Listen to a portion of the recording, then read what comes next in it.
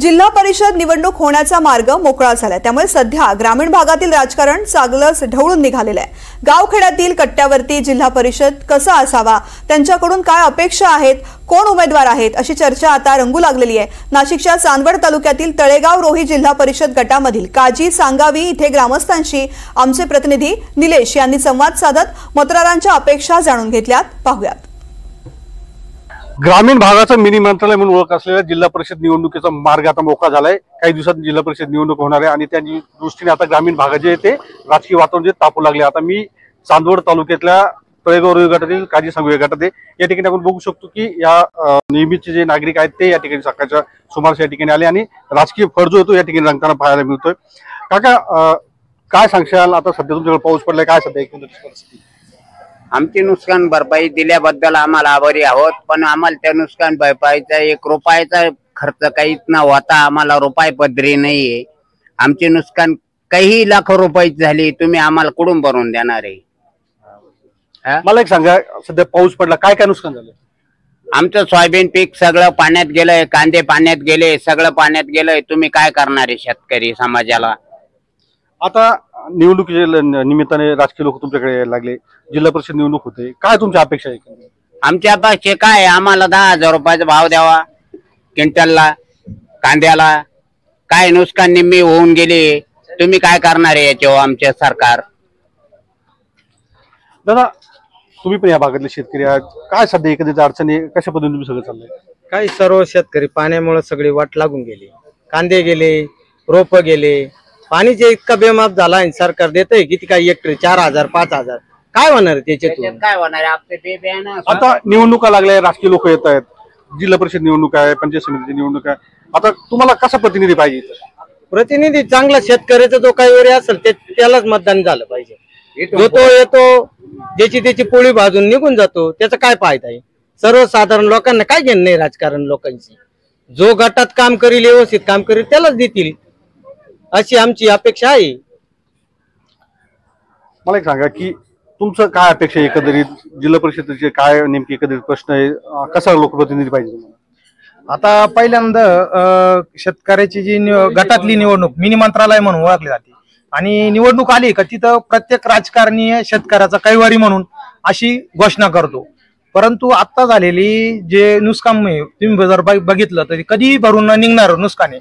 मग आता इतर वेळेस तर हे नेते कुठे गेले होते इतर वेळेस? आता हे नुकसान झालेले आहे शेतकऱ्यांचे कैवारी मानता, शेतकऱ्याला वालीच कोणी नाही राहिलेलं, बरोबर आहे का नाही? आणि गटांचा जर विकासाचा विषय जर घेतला तर अनेक मुद्दे आहे का, रस्त्यांची समस्या असेल, आरोग्याची समस्या असेल, हे अजूनही वंचित आहे, अजूनही हे लोक यांच्यापासून वंचित आहे। आणि त्याच्यामुळं आता शेतकऱ्यासाठी जो झटणारा नेता आहे तो पुढे यायला पाहिजे अशी अपेक्षा आहे। मला एक सांगा, तुम्ही कुठले आणि कुठल्या मतदारसंघात? सांग दादा, आता जिल्हा परिषद निवडणूक आहे, काय वाटतं तुला? काय जिल्हा परिषद निवडणूक आहे, पण लोकांनी योग्यच माणसाला, जो काम करणार आहे तो योग्यच माणसाला निवडून दिलं पाहिजे। आता इकडं आमचं हे 3 महिन्यापूर्वी खंदून ठेवला, इकडे अनेक लोक पडले, अनेक लोक दुःखोपित झाले, 4 महिने झाले अजून त्याच्यावर काहीच हे नाही। आम्ही भरपूर तिकडं ग्रामपंचायतीची हे केलं, यांच्याशी कॉन्टॅक्ट केलं, आमच्या गावची सावको त्यांच्याशी केलं, ते म्हणते त्याला निधीच नाही। मग तुम्ही काम का सुरू? मला हे म्हणायचंय, असे जर व्यवस्था असले तर कोणत्या माणसाला आम्ही निवडून द्यायचं तुम्ही सांगा? दादा, तुमचं काय नाव आहे आणि तुम्ही कुठं राहता? मी काजी सांगवीचा रहिवासी आणि राहायला पण काजी सांगवीत। म्हणजे आता हे तुम्ही सगळे काजी सांगूचे आहात का? आता तुमचा गट कोणता येतो आणि आता निवडणूक येत आहेत, काय तुमच्या अपेक्षा? तळेगाव गट आहे, वायगाव गण येतो आम्हाला। आमचं समस्या असं आहे का, कोणताही पुढे सध्या पुरताच येतो आम्ही तुमचेच, अक्षरशः तळेगाव ते दिगवत रोड खणून ठेवला, 7-8 महिने झाले, काही लोक मेले त्याच्यात, नाही तुम्हाला पुरावे सर देतो। तळेगावला एक माणूस त्या मोरीच्या कामात बुडून मरून गेला, बरोबर, तरी ते काम पुरे नाही। अहो, काहीतरी फक्त बोलथापा द्यायचा आहे। आज एवढे मोठे नुकसान झाले लोकांचं, एवढा पाऊस पडला, एवढं नुकसान झालं, कर्जमाफीचे आश्वासनं देत आहे, काहीतरी फक्त बोलथापा देऊन निवडणूक काढून घ्यायच्या आणि पुढे ढकलायचं, एवढंच कार्यक्रम करते। हा, आता निवडून द्यायचे, काय द्यायचे, कोणाला द्यायचे, सगळे सारखेच आहे।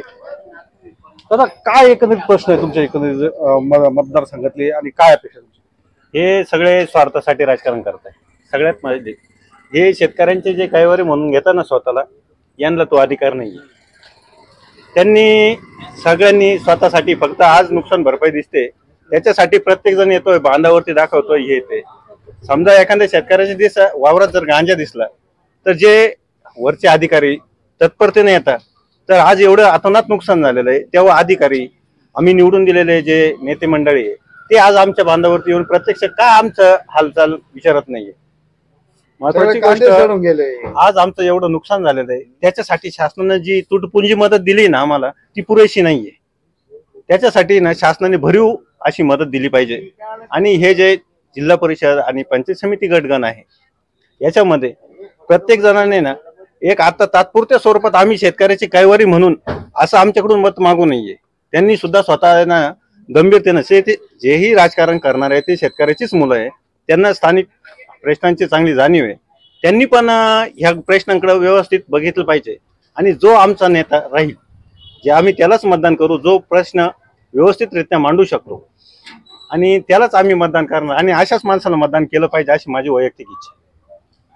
तुमचं काय नाव आहे? तुम्ही तरुण तरुणदार दिसतायत, इकडे तरुणांच्या काय अपेक्षा आहे आणि काय एकंदरीत समस्या आहे? मी गमाजी भीमराव सोनवणे, राहणार काजी सांगली. तरुणांचे तर आता सध्या खूपच प्रश्न आहे.